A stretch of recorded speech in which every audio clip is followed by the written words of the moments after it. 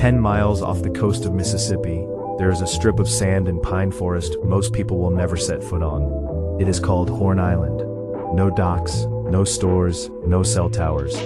It is reachable only by boat, and once you're there, you are cut off from everything except the water around you and the people you came with. On July 4th, 2026, a group of friends made that crossing to celebrate Independence Day. One of them did not make it back. His name was Nolan Xavier Wells. He was 18 years old. What happened on that island over the following 4 days would pull in the Coast Guard, the National Park Service, a volunteer search and rescue organization, a sheriff's department, a state medical examiner, and one of the most recognized civil rights attorneys in the country. And as of tonight, the central question still has no official answer. What happened to Nolan Wells? Nolan Wells was not a stranger to the water, and he was not a stranger to attention. A 2025 graduate of Ocean Springs High School, he had played wide receiver well enough to earn a spot on the football team at Southwest Mississippi Community College. His high school coach, Tracy Lampley, described him as a kid with a smile everyone remembered. His college coach, Jake Bramlett, called him the kind of player and the kind of person coaches wait their whole careers to find.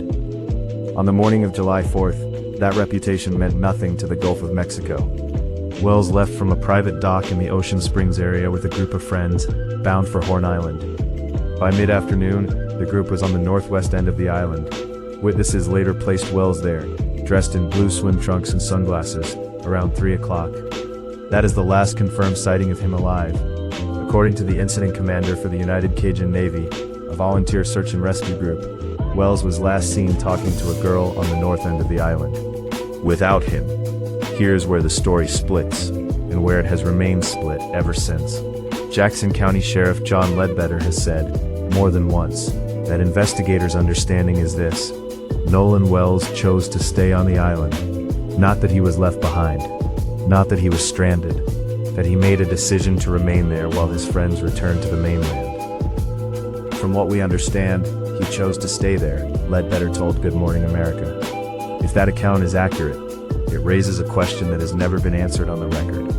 Why would an 18-year-old choose to remain alone on an uninhabited barrier island, 10 miles from shore, with no way back? Hours passed. The sun went down. Nolan Wells did not come home. Just before midnight, his mother, Christine Wansley, called the Jackson County Sheriff's Office. Her son was not there. Something was wrong. The search had begun. At 12:26 the next afternoon, the U.S. Coast Guard's Sector Mobile received a request for assistance. An urgent marine information broadcast went out across the Gulf. A helicopter lifted off. Minutes later, the Jackson County Sheriff's Office made it public. They were searching for an 18-year-old black male, roughly 6'1", 180 pounds, Nolan Xavier Wells. What followed was one of the largest civilian search efforts the Mississippi Gulf Coast had seen in years. The Coast Guard combed the water. The Mississippi Department of Marine Resources joined in. The National Park Service deployed rangers on the ground. Alongside them, boats, drones, and volunteers from the United Cajun Navy. For 4 days they searched by air, water, and foot. One detail from that search would surface later, and take on a weight no one expected. At some point, Wells' cell phone was recovered, not on the island, but on the boat his friends had taken back to the mainland. His phone made it home, he did not. Monday, July 6th, just before 8:45 in the morning. A National Park Service ranger, walking the northwest tip of Horn Island, found a body. Sheriff Ledbetter would not confirm the identity outright. He acknowledged only that the body matched the description of the young man everyone had been searching for. That afternoon, Christine Wansley posted to Facebook herself. Her son was gone. I want to thank our family, friends, community, United Cajun Navy, local law enforcement, and everyone involved for all the love, support, resources over the last few days, she wrote. His father, our family, friends, and I are absolutely devastated. My heart is broken for my sweet son, who was always willing to cheer and uplift others. Nolan was a special soul. God took his time creating our son. She asked simply for time to grieve. The community would not entirely give it to her, not because they didn't care, but because too many people had questions that would not stay quiet. Among those questions, one stood out, asked not by a stranger online, but by Nolan's own grandfather. Christopher Wells Sr. posted to Facebook, and his words spread fast. Too many unanswered questions. How can an island that was searched yesterday produce my grandson's body this morning? Rescue officials have not directly answered that question. Barrier islands like Horn Island are shaped by shifting currents and tides that can move a body significant distances in a single day. That is one possible explanation. It has not been offered as an official one. The question remains open. Local residents familiar with the waters around Horn Island pointed to something else. Currents there can shift without warning, creating shallow points that make it difficult for even strong swimmers to regain control once caught in them. It is the kind of detail that could explain a tragedy. It is also the kind of detail that, without further confirmation, explains nothing at all. On Tuesday, July 7th at 2 o'clock in the afternoon, Jackson County Coroner Bruce Lynn confirmed dental records matched the body to Nolan Wells. I had no reason to believe it wasn't him, Lynn said. DNA results were still pending.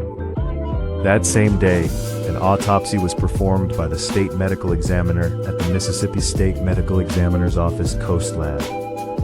Full toxicology results, officials said, could take up to 2 weeks. Sheriff Ledbetter said investigators had found no current indication of drug or alcohol involvement, but that the coroner's office would have the final word once the full report was complete. Then came the detail that changed the shape of the entire case. A video circulating on social media, obtained and slowed down for broadcast by TMZ. In it, dozens of people in boats gathered around Horn Island on the day Wells disappeared. And in the background of the audio, an argument. Voices raised. The specifics were not clear, but the sound of a dispute was unmistakable. Ledbetter confirmed to TMZ that investigators were aware of the video and were working to identify who filmed it and who was in it. The Jackson County Sheriff's Office issued a public appeal for anyone with original unedited footage from the northwest tip of Horn Island that day, particularly anything showing alleged altercations or images believed to include Nolan Wells. This was not being treated as a simple drowning. Not anymore. By Tuesday afternoon, the Wells family had made a decision that signaled they no longer trusted the full story would surface on its own. They retained Ben Crump, the civil rights attorney behind some of the most consequential cases in modern American history, including George Floyd, Breonna Taylor, Trayvon Martin, and Ahmaud Arbery. Nolan Wells was a beloved son, teammate, and friend who went out to celebrate the 4th of July and never came home, Crump said. His family deserves answers. They deserve the truth. We will not rest until every fact about what happened to Nolan on Horn Island is brought into the light.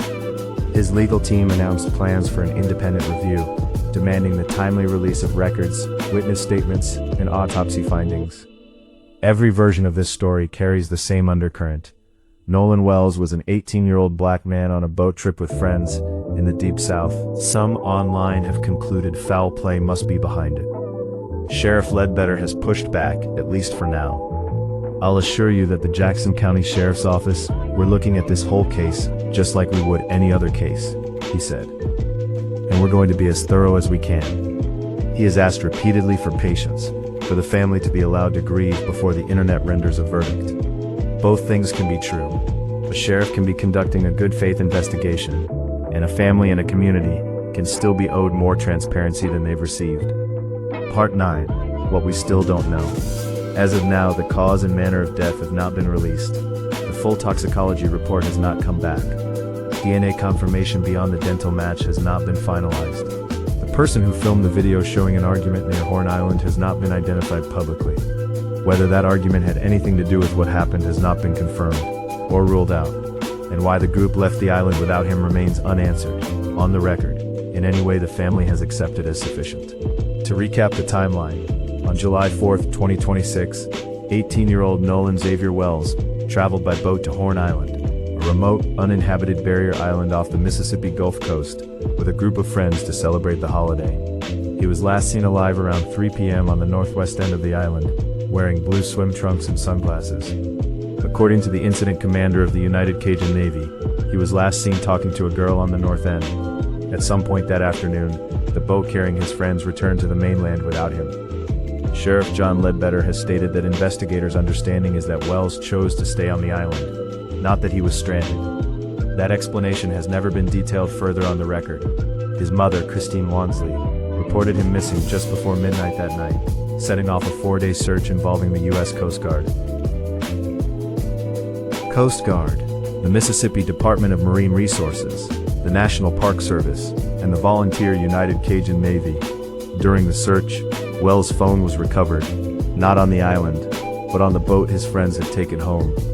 On Monday, July 6th, a National Park Service ranger discovered a body on the northwest tip of Horn Island. That afternoon, Wansley confirmed on Facebook that it was her son. The next day, Jackson County Coroner Bruce Lind confirmed a dental record match to Wells, though he stopped short of a final, official identification, pending DNA results.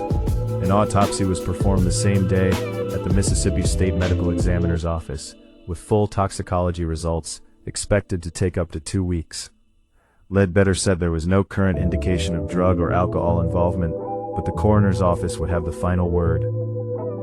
A video obtained by TMZ, showing a crowd gathered on Horn Island the day Wells disappeared, with an argument audible in the background, has become a focal point of the investigation.